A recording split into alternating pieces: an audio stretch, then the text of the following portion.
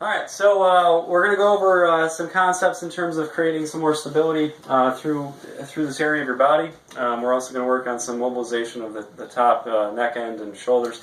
So without further ado, I'm just going to go over a quick routine for you to start to attend to every time you go to the gym. And if you have any questions, you can always let me know. But so essentially what we want to try to create is some more shoulder mobility. And we want to create more stabilization through the neck and like I said, through this area. So we're just going to go over what I consider a basic accessory routine. Try to attend to it for like a week or two and see if it helps. First things first, we're just going to go over some mobilization stuff with you standing, and then we'll perform some stability stuff with you standing. So really the one thing mobility-wise I would attend to is just to try to create some shoulder movement. So you can grab one of these PVC pipes at the gym. You're going to cap it with your hand. So this hand that's gripping is actually going to drive it.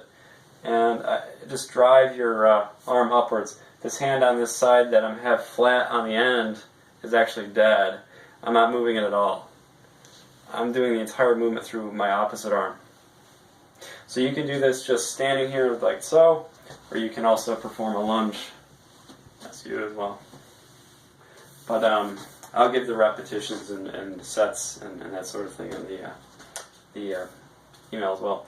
Now, follow-throughs are great. I don't know if you do those a lot.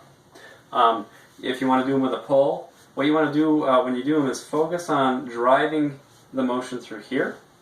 I'll go over this with you today.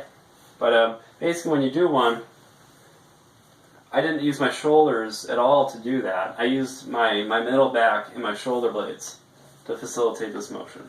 See how my shoulder blades are coming really together? And you get that pop in the back there? And then the follow through really is just to carry your shoulders over. That's going to open up the shoulders a little bit better. So I'll go over that concept with you before we go. So there's two. And then I actually like to do follow throughs with a band. So you can grab like one of the smaller bands, get it at about shoulder width, and then as you come up, you want to bring them apart. So that provides a little more resistance and a little bit more strengthening of this area. All right. So there's mobility, stabilization.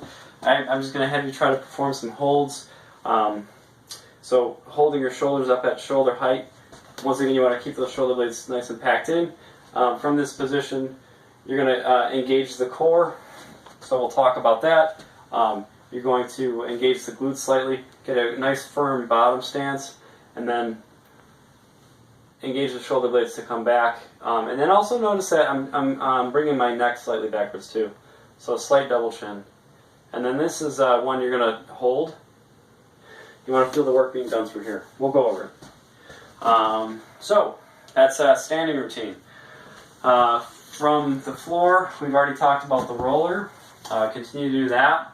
The last thing I would really give you, because I want to still kind of keep it basic for you, is what's called a reach and roll. So you're going to get into a 4-point position. Elbows, you want to bring them about 3 inches away from the knees. So in this position, you're going to reach out. Now this reach out, if you notice, my shoulder blade's doing a ton of work. So I'm actually trying to pull my shoulder blade down and inwards to facilitate that motion more than I'm focused on using my shoulder to move. So if I'm going to show you, I'm using less of this and more of that area. So think down and in with your shoulder blade. So down and in, and then you're going to turn your hand, and once again, down and in with the shoulder blade. It's pretty tough. It looks easy, but it's a really difficult movement. So we'll start with that simple routine, and we'll move from there.